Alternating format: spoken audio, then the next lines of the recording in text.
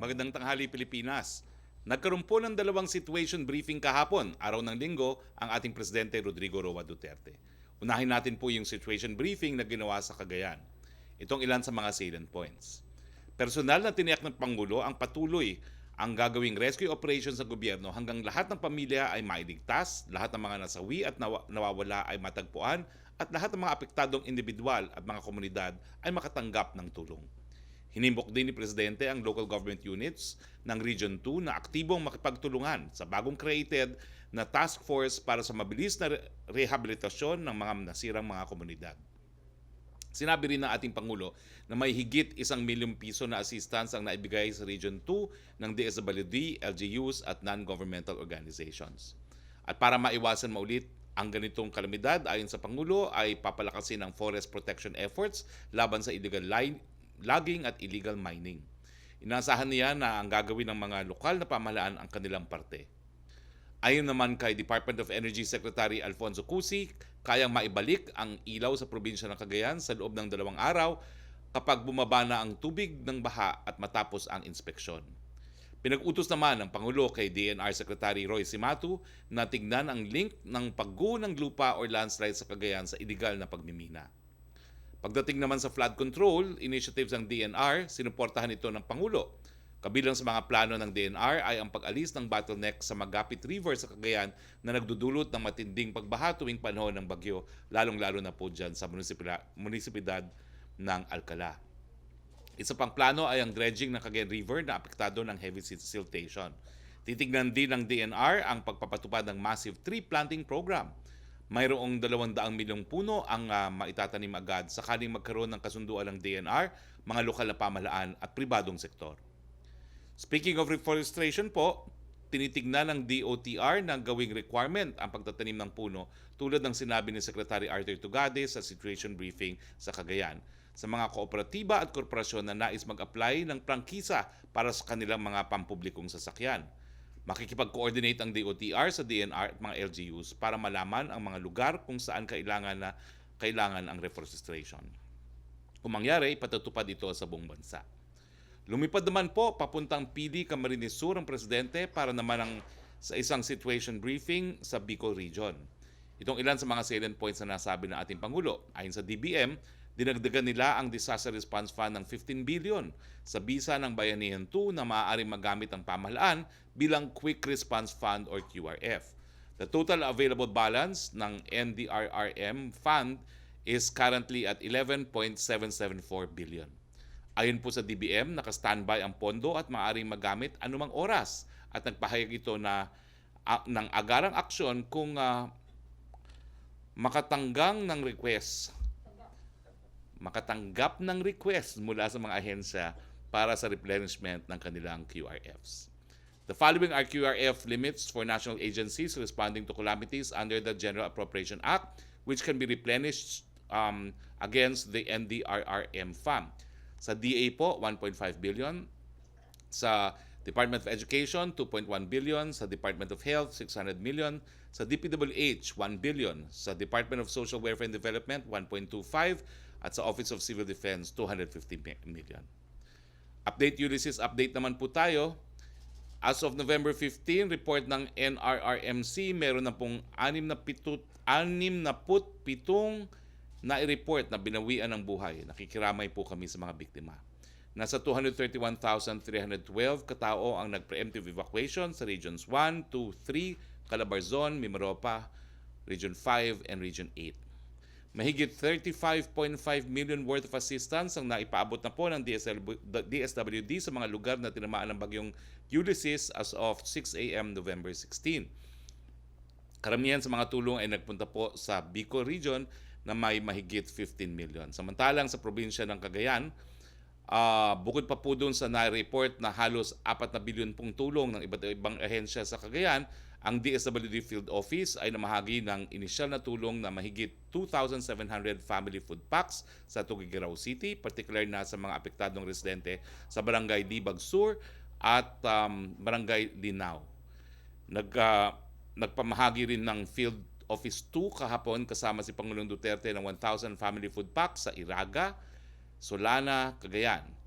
Nitong mga nakaraang araw, naabutan na rin ng inisyal na tulong ang munisipalidad ng Santa Teresita, Santa Praxedes, Solana at Tuguegarao City. Gayun din sa mga bayan ng Agdipay, Cabarauguis, Typhoon, Nagtipunan, Magdel, Saguday sa probinsya ng Quirino. Nagpadala rin ng karagdagang 5,000 family food packs ang National Resource Operations Center sa rehiyon. Sa NCR, nagpahatid din kahapon ng karagdagang 5,000 family food packs bilang resource augmentation sa Marikina City. Ngayong hapon ay magbibigay muli sila Secretary Bautista ng karagdagang pang tulong. Hindi pa natin nakakalimutan ng Marikina, nagpadala ng dagdag na 5,000 family food packs sa Marikina. Patuloy ang ginagawang rescue, relief, and retrieval operations ng Philippine Coast Guard.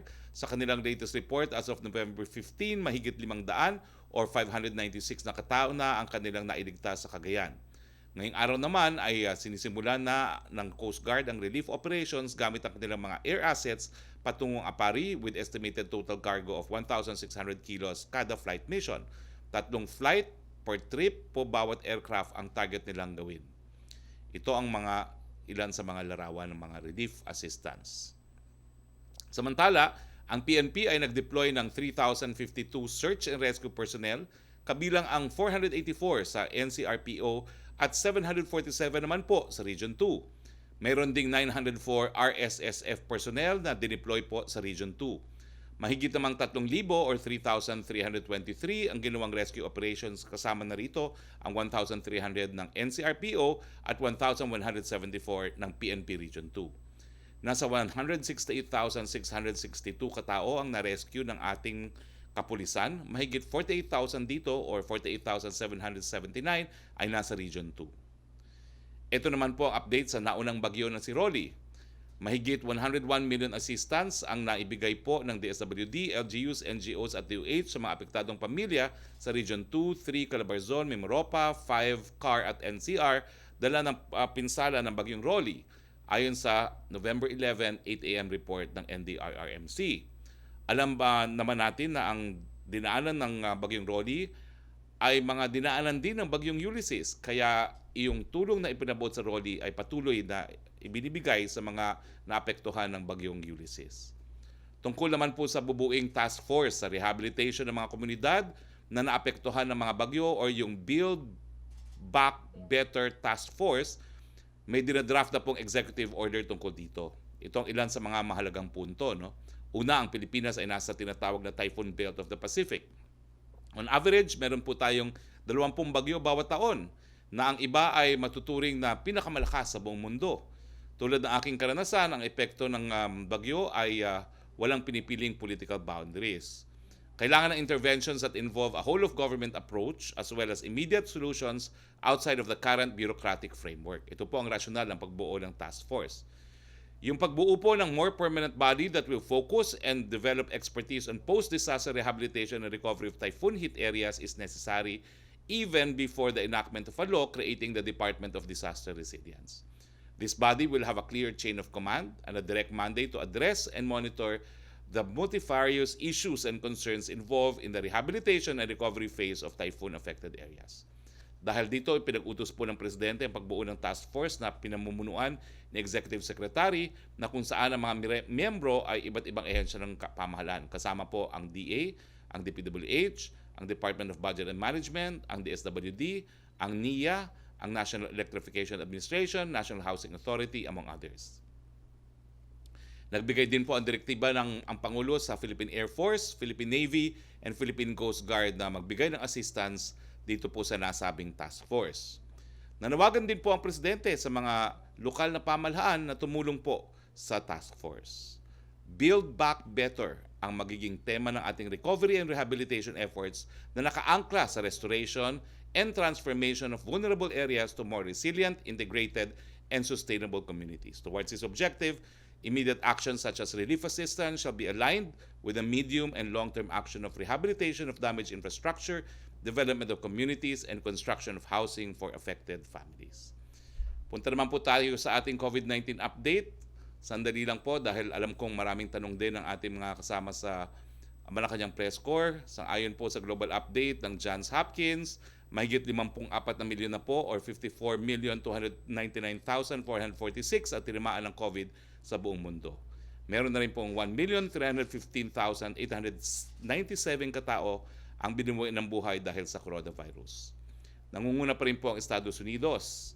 Pangalawa po ang India, Brazil, France, and Russia.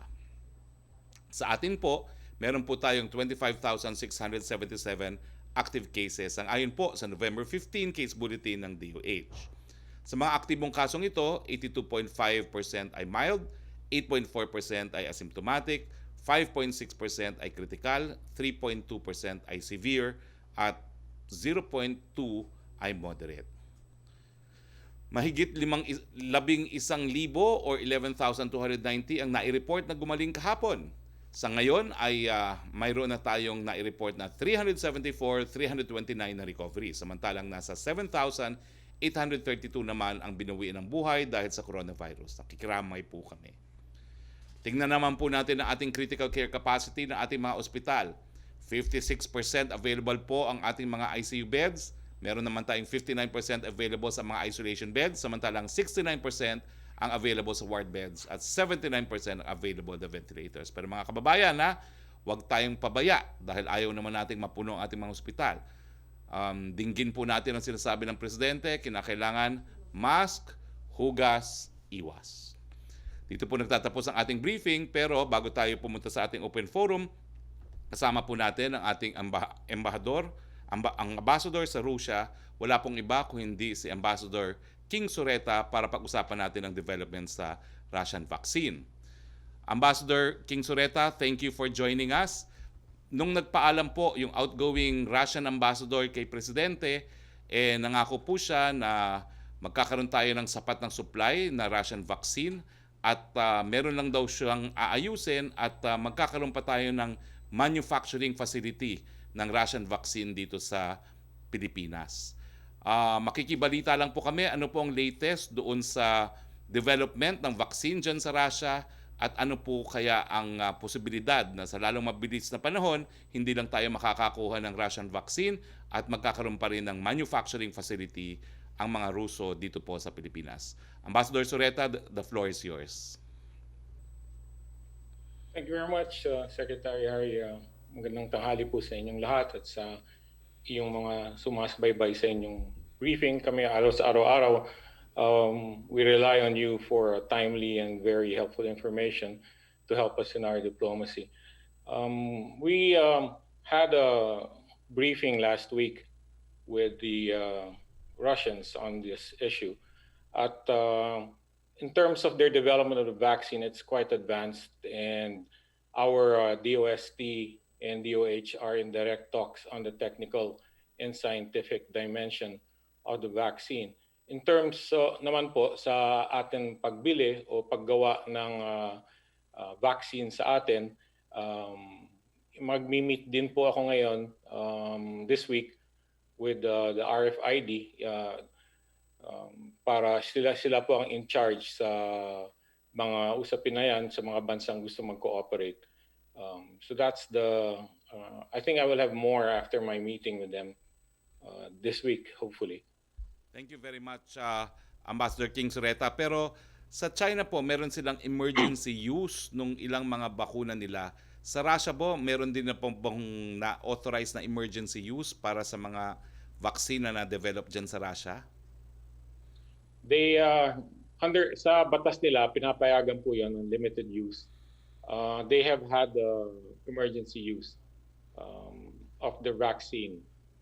Aside from having over 40,000 on third stage trials, yes, they have had. And from the emergency use, there has been no report. Wala pong report ng adverse effects, whether the first shot or the second shot.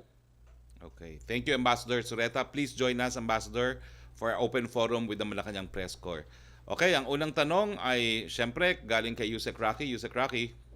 Yes, a question from, I think, Rolf. Ang nag-forward po ng question ay si Joe Montemayor ng Malaya. Pahingi daw po ng reaction about mass student strike call of Ateneo students. Well, nasagot ko na po yan kahapon sa Cagayan. Ulitin ko lang po, no, bilang dating aktivista rin. Yung gawain po namin mga aktivista talagang pinararating namin ang aming saloobin sa gobyerno, no, sa pamamagitan ng mga protesta, mga marcha, pati yung mga iba't iba pang paraan. Pero yung nakita ko pong pinopropose nila na academic strike, hindi po pagsumite ng mga requirements ng eskwelahan, hindi po namin nagawa yan, no, dahil sinisiguro namin na bagay po, no, sa UP po kami nag-aral, sinubukan po namin bilang mga aktivista na wag naman sayangin yung pera ng taong bayan at sinisiguro pa rin namin na pumasa kami at nag-comply kami sa aming mga requirements. Hindi ko lang po alam kung talagang ibang-iba ang patakaran sa mga pribadong mga eskwelahan dahil sila naman ay nagbabayad ng sarili nilang tuition. Pero papaalalahanan ko lang po, no, dahil ako naman po ay nagturo ng constitutional law rin ng almost 20 years sa UP, kabahagi po ng academic freedom yung pagsasapubliko ng nasa loob ng saloobin ng mga estudyante. Pero kabahagi din po ng academic freedom ng mga eskwelahan na mag-impose ng academic requirements para matapos po ang kurso ng mga estudyante. At kapag hindi po nag-comply sa mga academic requirements na yan, meron silang karapatan na ipagkait ang kahit anong degree sa mga estudyante na hindi po nagsumite o tumapos ng mga academic requirements. So yung plano po nila na wag magsumite ng mga academic requirements, baka ang resulta po dyan, hindi kayo matapos na inyong pag-aaral. Yan naman po ay warning lamang. Question from Tina Mendez of Philippine Star. Yung daw pong schedule sa APEC ni President Duterte this week, kung meron na po? Opo, meron po. No? This is on November 20 at magsisimula po to sa gabi. Magkakaroon po sila ng leaders sa family photo ng gabi. Pagkatapos po magkakaroon sila ng dalawang session, no? Na kung hindi ako nagkakamali, maikli lang naman po yung mga session, no? Yung session 1, session 2. Tapos magkakaroon sila ng break, tapos final session, no? So, ang schedule po mga alas 7 o almost alas 8 na sila magsisimula. Magtatapos po sila ng alas 10. At syempre po, this is online. Thank you, Secretary. Yes, punta tayo kay Mela Lesmoras, please, PTV4. Hi, good afternoon po, Secretary Roque. My question is about mga kalimidad pa rin po. Kasi we're always talking about funds, but when it comes to manpower, do we still have enough teams for rescue and recovery efforts? And paano po kaya na natin i-maximize or yung mga ating mga people on ground? Well, sapat naman po ang ating personnel, no? Nandyan po hindi lang ang Coast Guard, nandyan po ang PNP, nandyan din ang AFP, at nandyan din po ang mga lokal na pamahalaan. Meron din po tayong mga assets, mga rubber boat, at meron din po tayong mga air assets consisting of helicopters and even airplanes, no, na patuloy pong lumilipad para magdala po ng mga relief goods sa iba't ibang lugar na nasa lanta ng pagbabaha at ng bagyo. Opo. Sir, follow-up lang po kasi may mga government workers na rin po tayo nagbubuhis ng buhay para sa mga recovery efforts. Magkakaroon po ba ng pagkilala si Pangulong Duterte sa ating mga tauhang ito at magkakaroon po kaya ng additional benefits para sa ating mga rescue teams na todo effort ngayong sunod-sunod ngayong kalamidad? Well, kinikilala po talaga natin ang lahat ng ating rescue and search frontliners, no? Nagpapasalamat po ang Pangulo at ang buong sambayanan sa kanilang kagitingan at sa kanilang katapatan, no, na sa kabila ng pagsubok nandun po sila, no, binubuwis ang kanilang mga buhay. Sa batas naman po, meron po tayong tinatawag na espesyal na bayad kapag sila po ay gumagawa ng mga delikadong mga gawain, no, at I'm sure they will be given this amount po. Pero siyempre po, it's not the amount of money, it's the gratitude of a very thankful nation. Maraming salamat po, mga bayani po kayo, yung mga nagbibigay ng tulong at mga patuloy na naghahanap po ng mga nawawalang ating mga kababayan. Maraming salamat po sa inyong lahat. Opo. Sir, dahil sa mga sunod-sunod na kalamidad, magkakaroon po kaya ng pagbabago sa government priorities na nalalabing 2 years ng termino ni Pangulong Duterte? Well, kaya nga po sinusulong yung pagbuo ng Disaster Resilience Department, no? Inaasahan po natin na dahil nga po dito sa sunod-sunod na mga bagyo, siguro naman po lahat yung tututol sa Kongreso makikita kung bakit dapat talaga tayo magkaroon ng ganitong bagong ahensya. Habang wala pa po yan at habang wala pang batas na binubuo ang Kongreso tungkol dito, bumuo nga po ng task force ng ating presidente. Ito po ay pamumunuan ng executive secretary mismo para para malaman po ng lahat na no less than the closest alter ego of the president, the executive secretary, will be in charge. So in the mind of the president, talagang ang magiging in charge po dyan si ES at inaasahan na lahat po ng mga ahensya ay magbibigay ng kanilang kooperasyon at tulong para po mas mabilis yung pagbigay ng assistance sa ating mga kababayan na mga ngailangan ng tulong. Opo. Panghuli na lang, Secretary Roque, kailan po kaya ang susunod na public address at kailan po ang IATF meeting with the President? Bukas po. Bukas po ng gabi as usual. Okay. Thank you so much po. Thank you, Mela. Back to you, Sec. Roque. Yes, Secretary, question from Jam Punsala ng ABS at CBN Digital. May we get a statement on why President Duterte made the jokes during his Camarines Sur Typhoon briefing yesterday? Alam mo, talagang ugali na ng Pilipino na bagamat marami tayong pagsubok, no, sinusubukan pa rin natin na i-lighten yung ating mga problema. So, hindi lang naman po yan gawain ng ating presidente, bagamat matagal na po yan nangyayari na talagang hindi nyo pagkakait sa kanya na dahil sunod-sunod ang nakikita niyang trahedya, kahit papano humanap ng dahilan, no, para magkaroon ng konting break from yung mga kalamidad na binibisita niya. So sa akin, ganun lang po yun. Let's not read anything beyond the fact na the president wants to more or less lighten the mood, no, dahil buong araw wala siyang nakita kung hindi disaster, no, doon po sa Cagayan at doon po sa Naga, no. So hayaan na po natin, bigyan naman natin ng pagkakataon na magkaroon ng light moment yung ating presidente. From Argil Jeducos of Manila Bulletin, reaction daw po ng Palace on the resignation of Congressman Pantaleon Alvarez from PDP Laban. Nako, wala po kaming reaksyon. Personal na decision niya ni Congressman Alvarez. At ang naintindihan ko naman na tumawag siya sa akin kahapon, ang dahilan daw ay dahil mag-i-engage siya sa voters education, no, na baka hindi niya magagawa kung siya po ay kasapi ng administration party. So, yun lang po ang sinabi niya sa akin at sa panig naman ng Malacañang, we wish him well. Thank you, Secretary. Okay, punta tayo kay Trish Tirada, please. Hi, good afternoon, Secretary. Sir, before I go to my calamity-related questions, ito lang po muna. Si Senator Richard Gordon is saying that he's beginning to doubt the sincerity of the government to fight corruption. He's actually pointing out yung dilly-dallying on prosecuting people tagged in several Senate investigations. He said that he's left doubting whenever the president speaks out against corruption. I'll quote part of his statement. I wonder if this is just a slogan or is it a reward or is it real, unquote. He also talks about yung government's inaction doon po sa Senate recommendations to prosecute itong mga officials na implicated, particularly doon po sa PhilHealth. Your reaction? Unang-una po, personal na opinion niya ni Senator Gordon. No? He's entitled to have that opinion.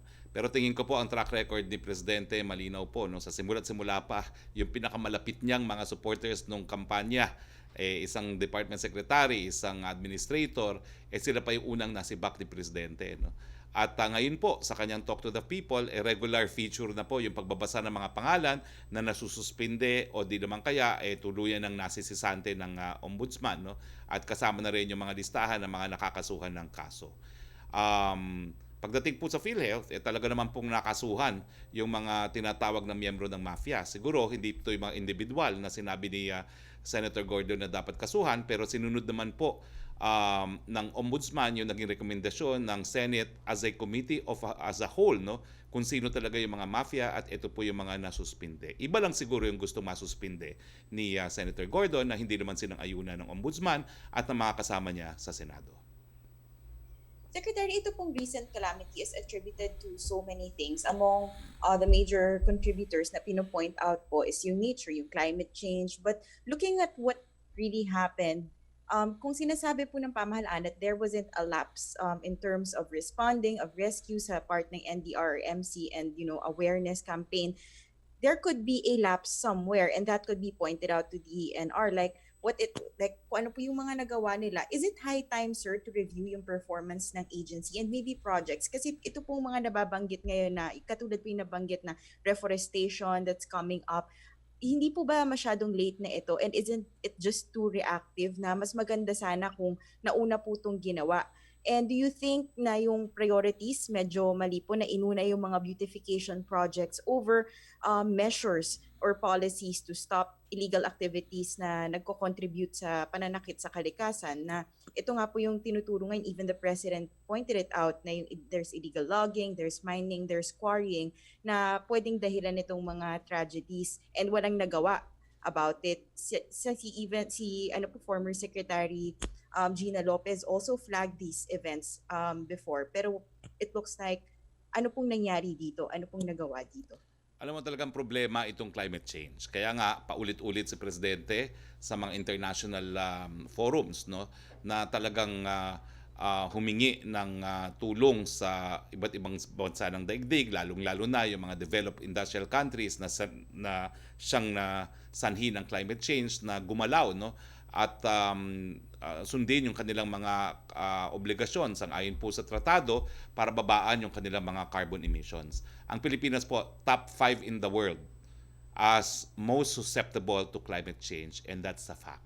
So kung hindi po gagalaw ang buong daigdigan, kaya po tayo specially affected ng climate change, posible pong mawala ang ating mga land territories, maging permanently underwater kung hindi po natin marireverse ang climate change.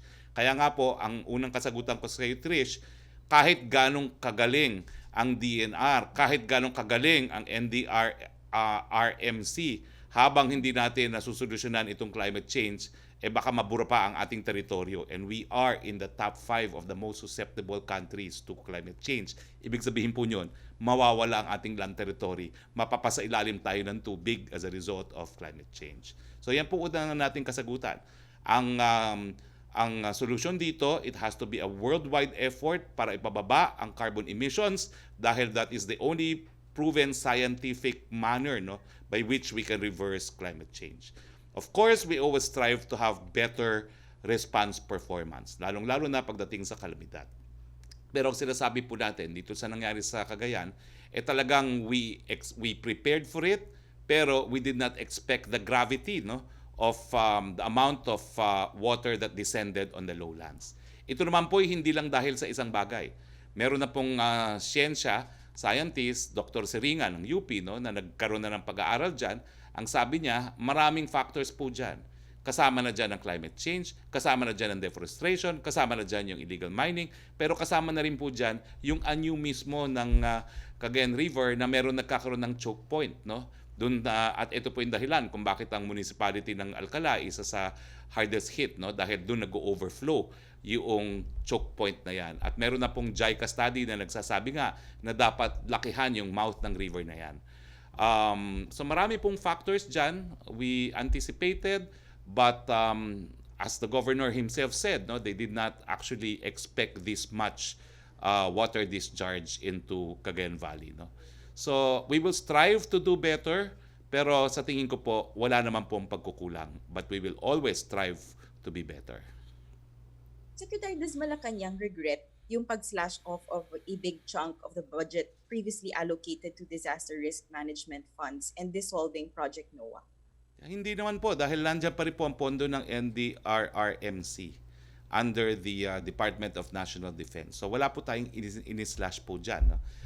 Bukod po dun sa mga quick reaction fund at bukod dun sa mga regular programs ng iba't ibang ahensya, meron po talaga tayong halaga na nakalaan for disaster response na being administered by the NDRRMC. Sir, last question. Si Senator Binay noted yung hirap ng ating mga rescuers and responders and the lack of equipment and manpower during the rescue operations. She says, sana gumawa raw ng paraan yung Palasyo at DFA para humingi ng tulong sa UN, especially that we're experiencing back-to-back tragedies. Are we moving towards that direction of asking help from our friends from the international community? Hindi na po kinakailangan dahil ang UN mismo nangako na natutulungan tayo. Siguro i-explain ko lang kay Senator Binay, and I fully understand where she's coming from dahil talagang taal na taga Cagayan po ang mga Binay, no? Talagang nung lumabas po yung tubig sa Cagayan River, kahit anong teknolohiya, hindi po pwedeng sumabak doon sa lakas ng tubig na nagragasa doon sa Cagayan River, no? So may punto rin po na even if you have the most advanced equipment, hindi ka pa rin po pwedeng sumabak doon sa pagragasa ng ilog na yon dahil napakalakas at kinakailangan antayin pa rin yung paghupa, no? Pero isa pa sa solusyon, yung sinuggest nga po ni Secretary Anyo na dapat siguro NDRRMC na ang magdedesisyon din kung kailan na magbubukas ang mga dams kasi bukod pa nga doon sa iba't ibang mga dahilan kung bakit umapaw kumbaga itong basin ng Cagayan Valley ay yung paglabas din ng tubig ng dam. Although hindi lang man po yan ang dahilan. Thank you, Secretary. Salamat po. Maraming salamat po. Yusek Roque, please. Yes, Secretary, from Joyce Balancio ng DZMM, kuha daw po siya ng summary ng participation ni President Duterte sa ASEAN. Hanggang saan lang po siya nakasama kasi this weekend wala na siya sa closing ng event, and also details on important documents signed. Nawala lang po si Presidente doon sa last day. Totoo po yan kasi lumipad na siya papuntang Tuguegarao at saka ng Naga. Pero nagpaalam naman po ang Presidente at naintindihan naman po ng kanyang mga kasamang mga pinuno ng iba't ibang bansa na siyempre, no, super typhoon. Habang the summit was being held, merong super typhoon at merong pang mega flooding na nangyari sa Cagayan. So they understood. Even po on the first day, nawala lang po ang Presidente sa isang session dahil nga po tumama nga yung Super Typhoon Rolly, no? Ito po yung session ng ASEAN-US na binasa naman po ng ating kalihim ng Foreign Affairs yung kanyang talumpati. Pero bumalik po siya, no? Dahil yung pagpupulong po ng yung East Asian Forum, siya na po ang gumawa ng tinatawag na intervention o siya na po yung nagsalita mismo, no? So, ang na-miss lang po niya talaga yung last day. Pero he was on the first day sa plenary at saka dahil siya po yung chairperson ng or country coordinator for China, siya rin po ang nagtalumpati tungkol dun sa ASEAN China Summit. Nawala lang po siya doon sa ASEAN-US Summit pero bumalik po siya matapos po siya mag-aerial inspection ng mga apektadong lugar dito po sa Metro Manila at karating na lugar. Na ano po yung mga importante mga dokumento? Well, nagkaroon po ng pag-agnusyo ng pagbuo ng ASEAN Regional Center on Public Health, Emergencies and Emerging Diseases. Nagkaroon po ng midterm review ng ASEAN Community Vision 2025 Blueprint, official release of the ASEAN Comprehensive Recovery Framework, and the launching of the ASEAN Regional Reserve of Medical Supplies, no? Now, bukod po dito, sa pangalawang araw ng Sabado, ang Presidente po ang nagtalumpati doon sa East Asia, sa ASEAN Australia Biennial Summit at saka doon po sa East Asia Summit, no? So, siya na po ang personal na nag-attend dyan, no? Tapos nagkaroon po tayo ng launching ng ASEAN Smart Logistics Network with the first project of VinFook ICD Logistics Center, isang superport. So, nung huling araw naman po, ang importante po doon ay yung Regional Comprehensive Economic Partnership na dinaluhan naman po ni DTI Secretary Mon Lopez at ni SFA Secretary of Foreign Affairs. So yun po ang major highlights na nangyari ng ASEAN Summits.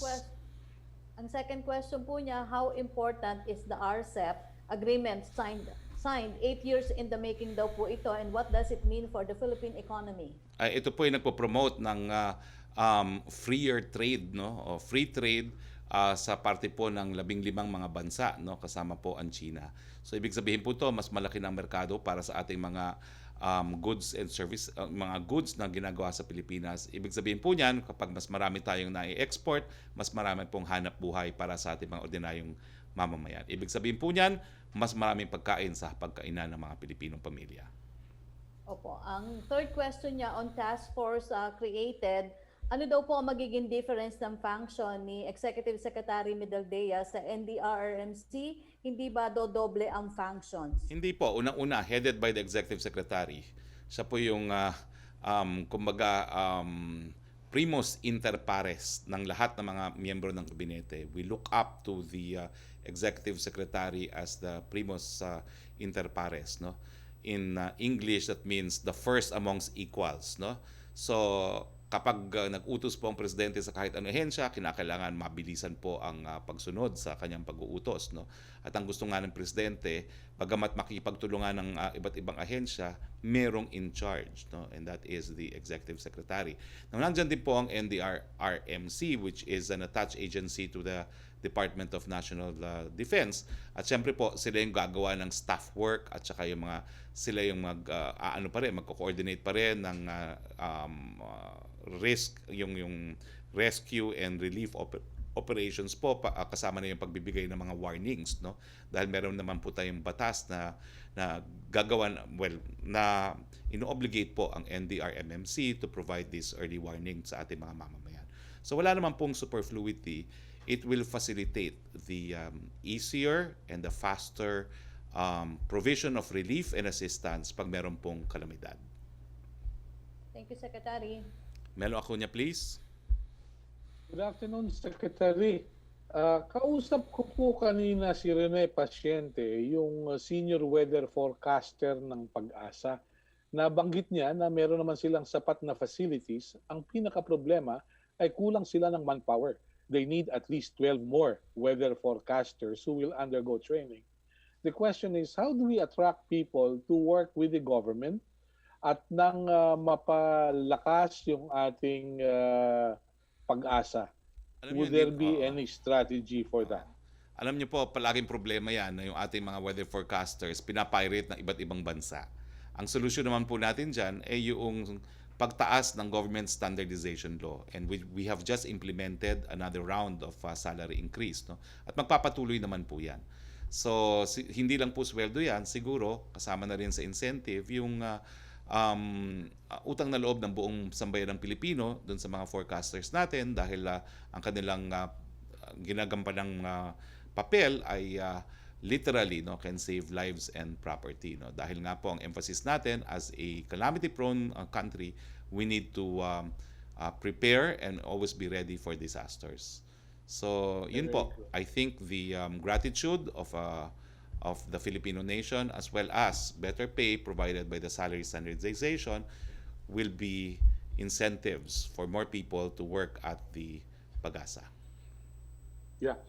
Secretary, maidagdag ko na rin po, magkakaroon kaya ng inventaryo ang pamahalaan sa bilang ng mga empleyado on job orders? Because I've heard there are offices with workers working for at least 18 to 20 years who are job orders ang status. Paano po kaya ito? I think that's also a priority of Congress, no? Kasi magkakaroon sila ng government rationalization, no?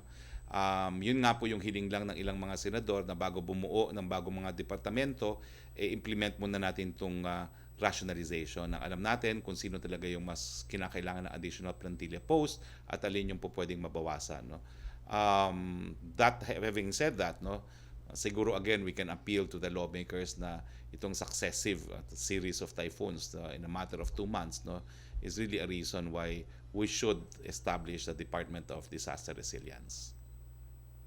Yeah. Secretary, tungkol sa bakuna, meron na po bang mga kumpanya at mga bansa na nag-aalok ng kanilang bakuna? Nabanggit na kasi yung Pfizer, meron ding Russian vaccine. Ano po kaya ang status ng mga ito at gaano kabilis makatutugon ang FDA ng Pilipinas para matiyak ang kaligtasan ng mga ito? Thank you, Secretary. Well, Melo, kung napapansin naman ninyo, no, talagang binibigyan natin ng prioridad yung usaping bakuna dito sa ating press briefing. Nakausap na natin lahat ng ambahador natin sa mga bansa na nag-manufacture po at nag-attempt na mag-market ng mga COVID vaccine. Ang balita po kay Ambassador Santa Romana, anytime merong approval ng Chinese FDA, and the Chinese government has pledged na magkakaroon tayo ng substantial volume, no? Nakausap na rin po natin si Ambassador Lagdameo, no? At ang AstraZeneca naman po sa Inglaterra ay nagsabi na rin na susunod sila sa COVAX at sisiguraduhin nila na hindi lang yung mga bansang mayayaman ang magkakaroon ng vaccine. At siguro po tanungin natin si Ambassador Sureta. Ambassador Sureta, can you answer Melo's question as far as the Russians are concerned? Yes, maraming salamat, Secretary Harry. Magandang umaga, Sir Melo. Yes, in our discussions, the Russian government, through its agency, has told us that they can make available their vaccines to us. So, of course, it's subject to our doing our own due diligence on it, but they can start producing for us because they have to produce it as it's ordered. But as early as January, if we are ready to accept it.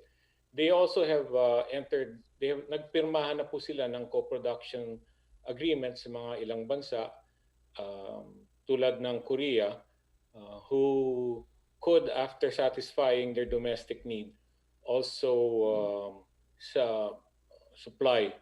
The Russian strategy is a little different from the Western pharmaceutical companies.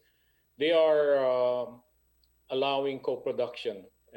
They have signed agreements or are negotiating agreements in almost every region of the world to be able to supply it to the widest demand possible. They know the demand is very high. So it's really a matter of how early we can do our own due diligence and then sign agreements, do the procurement process. And when that's done, they said there, and of course, we need to be ready with some of the infrastructure para sa storage at the required temperatures. And although there's a version of the vaccine that will not require extreme temperatures, but might be a little more expensive. So there are some details that we're discussing together with our DOH and DOST, and also discussing on the business side and the regulatory side, both in terms of supply and possible co-production in the Philippines. Thank you. Your Excellency, if you may, let me just ask you this. Has the Russian government complied with WHO standards? Because there was a report earlier na parang hindi yata sumasang-ayon ng Russia doon sa WHO standards. Thank you very much. From our understanding and our own discussions here, they have complied with the standards. I'm not sure what the evidence is that they have not observed these or have, as far as we know, they are in discussions with WHO. And I'm sure countries like Korea, Brazil, and a few other countries would not sign co-production agreements because this will be for their own citizens, if they feel that, if it's true that Russians have not complied with the WHO. Yeah. Thank you very much. Thank you. Thank you, Secretary. Siguro dagdagan ko lang yung iba pang report sa ating mga ibang ambassadors na nakausap na natin on the part of Ambassador Romualdez. Sabi niya matagal na pong nagkaroon ng kasunduan si Secretary Pompeo with our Secretary Locsin para mabigyan nga po tayo ng bakuna na gagawin sa Amerika, no? So nakumpleto na po natin yung the dialogue sa ating mga ambassadors sa mga bansa na merong dinidevelop na vaccine. Meron lang pong isa pa siguro that we should contact France because I understand that France and possibly Israel are also developing vaccines. Pagkatapos po niyan, kakausapin naman natin yung ating ambassador to ASEAN kasi meron po tayo mga strategies na bibili tayo sabay-sabay bilang isang ASEAN para mas marami at mas mababa ang presyo, and kakausapin din po natin yung mga representante natin sa ADB at saka sa World Bank para pag-usapan naman yung funding, no? Okay, next question please. Thank you Ambassador, and thank you Melo. Back to you Sec. Roque, please. Yes, Secretary, ang tanong mula kay MJ Blanca Flor ng Daily Tribune, yung tungkol po dun sa resignation ni Congressman Pantaleon Alvarez as Secretary General of PDP laban, kung nakausap na po ba daw si Pangulong Duterte at si Congressman Alvarez? Ako lang po ang nakausap ni Congressman Alvarez as far as I know. Opo, yung second question po niya, nasagot na niyo about dun sa naging joke niya sa Camarines Sur, Secretary. Thank you po. Thank you. Punta tayo kay Joseph Morong, please. Sir, good afternoon, sir. Hello? Yes. Good afternoon, okay. Joseph. Sir, okay. First doon sa task force, sir, bakit parang pang-ilan na ang task force na binubuo ng government? Yun munang criticism na yun na parang for every kibot task force. Kasi hindi naman po siguro dahil itong sunod-sunod na kalamidad naman po, I think makes the task force a necessity already. No? Dahil ang gusto lang talaga ni Presidente mas mabilis na pagbigay ng pangangailangan natin mga kababayan kapag meron pong kalamidad. Sir, just to belabor the point, so anong magiging itsura ng function nito? Ano yung pinaka-immediate na kailangang gawin? At saka can we delineate yung magiging niyang trabaho versus what NDRRMC is already mandated to do? Hindi na po kinakailangan dahil kumbaga it's headed by the Executive Secretary, it's the ES position, no? Responsibility to make sure na makarating ang tulong sa lalong mabilis na panahon.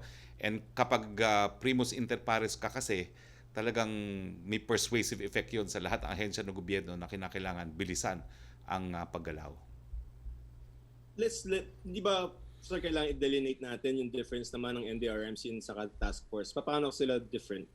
Well, kasi po, nag-iisa ang Executive Secretary na mamumuno nitong task force. Samantalang ang NDRBMC is a council composed of cabinet members. No? So, ang sinasabi lang ng Presidente, miski walang pagpupulong ng council, pwede na magdesisyon ang Executive Secretary. No?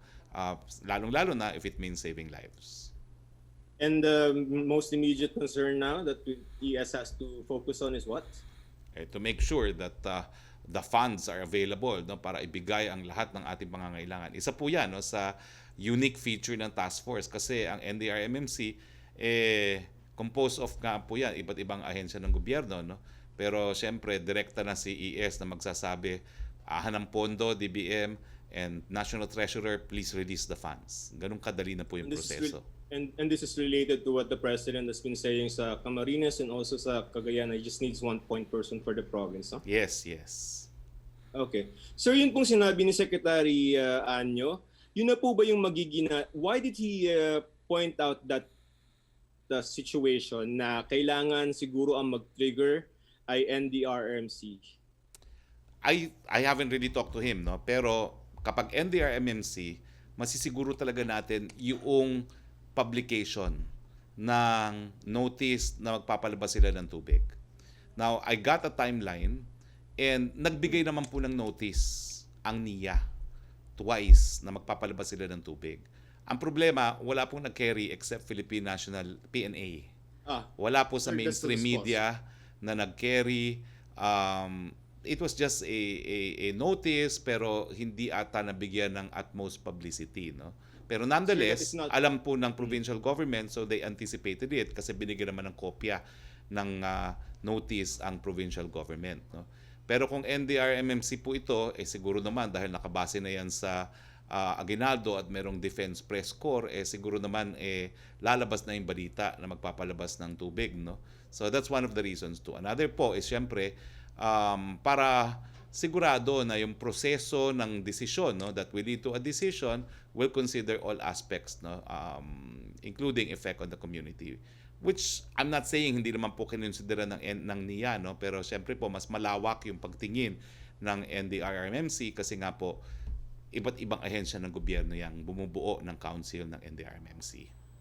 Sir, I would like to challenge your assertion na the other media networks did not carry. No, that is not true. That's false. In fact, on November 12, we had a story quoting Pag-asa na may ganun mga warnings. So that is not true. The allegation of the NDRRMC, sir.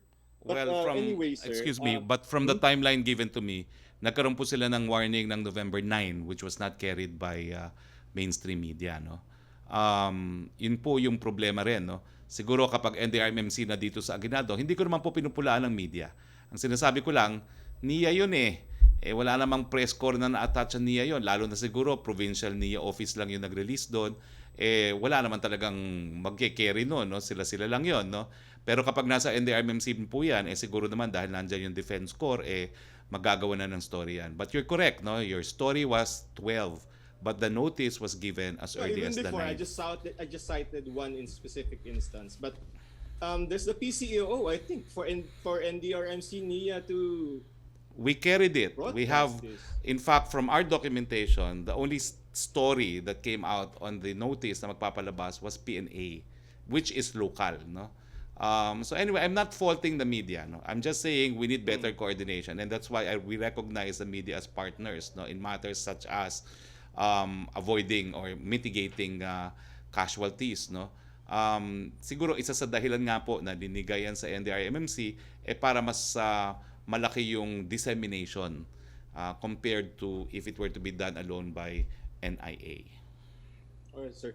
Can I shift to the vaccine, because Indonesia is already planning a mass vaccination at the end of the year, and they're looking at Sinopharm and Sinovac. Once it gets the clearance in China, they can proceed with their own mass vaccination. The US is already also targeting a December mass vaccination. How about us, sir?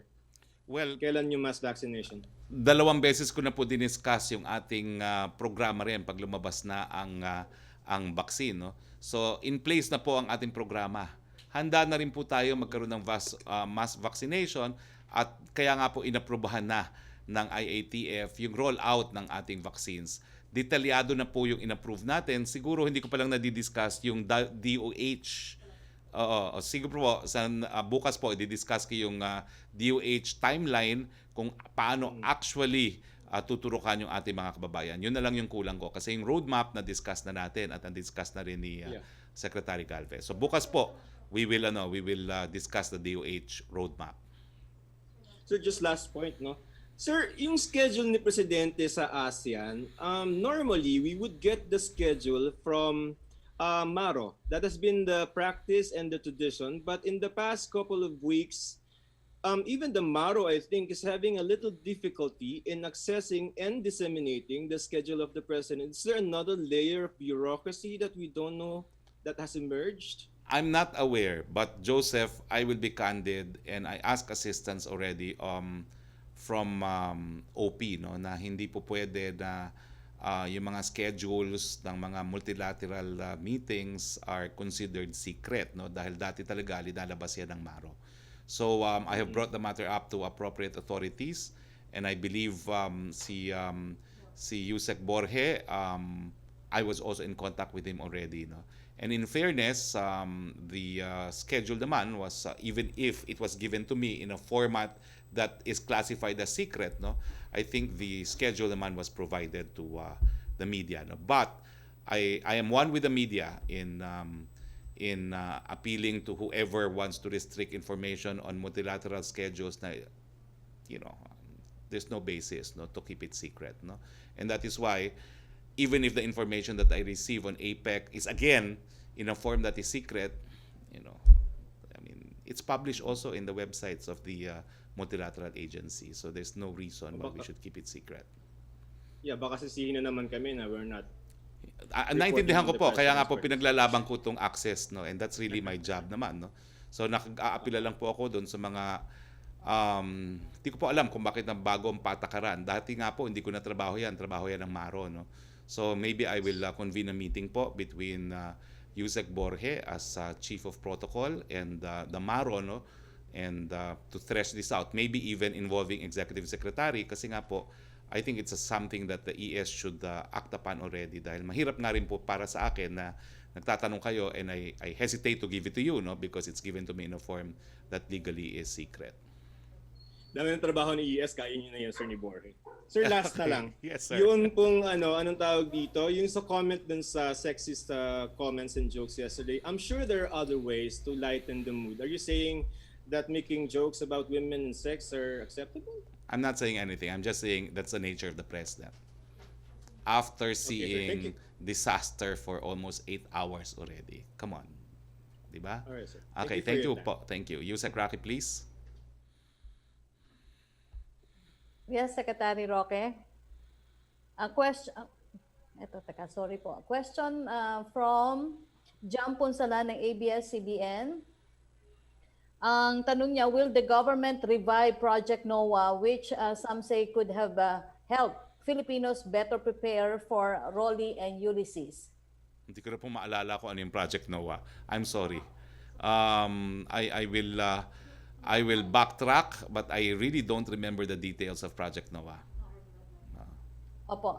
Ang second question po niya, some typhoon survivors themselves are saying they did not know what was happening in their area before and after Ulysses.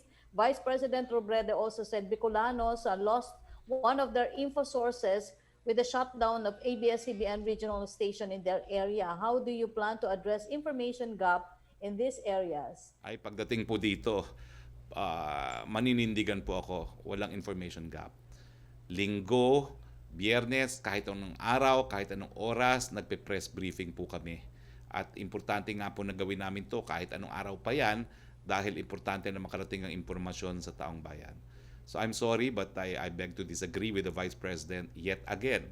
Wala pong information gap dahil kami po, Sabado, Linggo, Biyernes, kahit anong araw, kung kinakailangan na impormasyon, iniimbitahan po namin lahat ng mga miyembro ng gabinete na dapat may kasagutan at magbibigay ng tulong para po magkaroon ng emergency and special press briefings.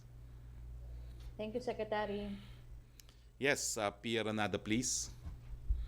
Hi, sir. Good afternoon. Good Sir, just to afternoon. press on the point about yung task force, creation of a new task force. Sir, why is it necessary for Malacañang to make a task force pa just so that the palace can lead in disaster efforts when ganun naman po talaga in general, like the ES doesn't really need a task force, diba, sir, to remind agencies of their jobs. And sir, the president himself has always signed off on releases of calamity funds. So why the need for a task force just to do these things? Well, una-una, ang solusyon talaga namin dyan ay yung creation ng Department of Disaster Resilience. Hindi pa po lumalabas.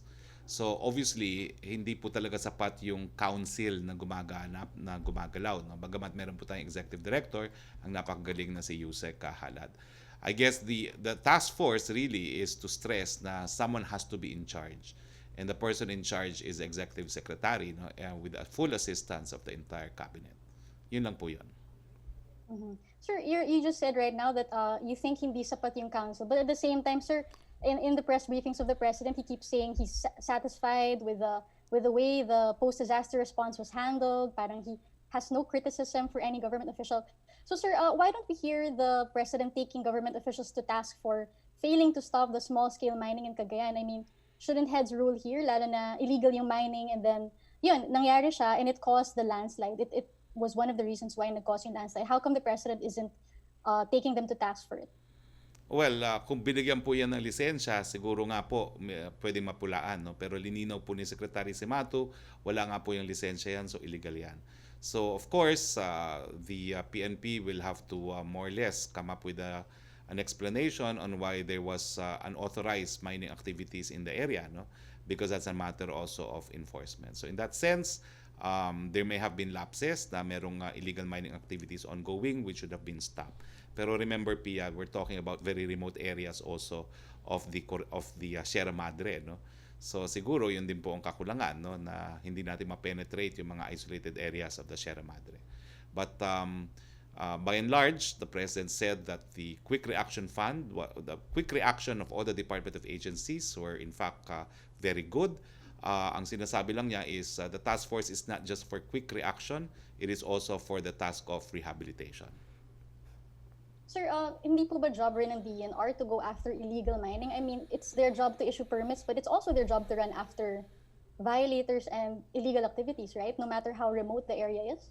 They have limited enforcement then, no? So I would accept na we need to better enforce and implement the laws banning illegal mining in even in secluded areas, remote and secluded areas such as the Sierra Madre range. Sir, last question. Si DNR Secretary Roy Simatu admitted during a situation briefing, sir, that the hazard maps the DNR created for the Cagayan Valley exactly predicted the impact of the landslide. And so parang this kind of counters the perception you were saying that the government did not expect that kind of impact? Kasi sir, sabi na ni DNR sa You're- Simato na may you're abs- prediction yung hazard map. You're talking of So, two sir, different things, no? Yung anticipated but did not expect the volume of water is a statement attributed to Governor Mamba. Now, si Secretary Simato, kasi hazard map yun eh. So, yung place where the illegal mining happened was exactly in that area identified as a hazard area. Kaya siguro hindi nga binigyan yan ng lisensya ng DNR. As to whether or not we should have known that they were operating illegally, well, I will refer that matter to DNR and the PNP. So sir, who should be held accountable for the failure to implement measures based on these hazard maps? It's a law whose head should enforcement. rule? It's a law enforcement matter. Pero ang problema kasi is I am not aware if we have a law which will penalize individuals for actually being in a hazard area. I can tell you as someone from up north now, no, na there are entire municipalities in the Cordilleras classified in the hazard maps as precisely no hazard areas, and yet there continues to be residents there. So I suppose we need a law that will impose penalties on individuals who will stay in hazard areas. But Sir, I you know, believe it's the a- LGUs who have the responsibility to follow the hazard maps guidelines. It's on them, sir, to in move the terms people. of providing permits, ang problema nga lahat itong mga nasa hazardous areas are illegal structures. Okay? Okay, thank you, Pia. We go now to Yusek Roque again. Okay, Secretary, tanong pahabol ni Laila Salaveria na Inquirer, how can people be assured that this latest task force would be able to accomplish its task promptly? And there had been complaints about other task forces, such as one on Marawi, not accomplishing goals on time. Well, let me put it this way, no? Number one, the EO still has to be signed by the president. Number two, let's give it a chance. Wala pa naman, no? Let's see what kind of a difference this EO will make as far as delivery of quick responses to and rehabilitation efforts in calamity-stricken area. Okay, from Vance Fernandez, is there any action or response from the government that some governors and mayors planning to file charges against their local dams? Does the government amenable to this? Let's just say, so be it. Under the existing laws, the LGUs have the standing to sue, particularly for environmental tort. No, I've handled one such claim for the province of Marinduque in the past. No, and personally, if they think that they have a cause of action, they should. No, pero ang sinasabi ko lang po, as far as the Magat Dam is concerned, that's only one of the reasons po for these flash floods in Cagayan Valley. Number one, it really is a valley, no? So talagang ang tubig po papunta dyan. And a scientific study has already concluded na ang primary reason for these flash floods, deforestation, illegal mining, and the contour of the river itself, plus the fact that it has to be dredged. So if they file suit, baka hindi rin po sila maging successful dahil you have to prove that the dam was the proximate cause. I know I'm engaging already in an academic lecture, no? It is the cause without which the cause of action sued upon could not have occurred. And I don't know how they can prove that. But as far as suing is concerned, that is their right. But I have serious doubts if it will prosper as a lawyer.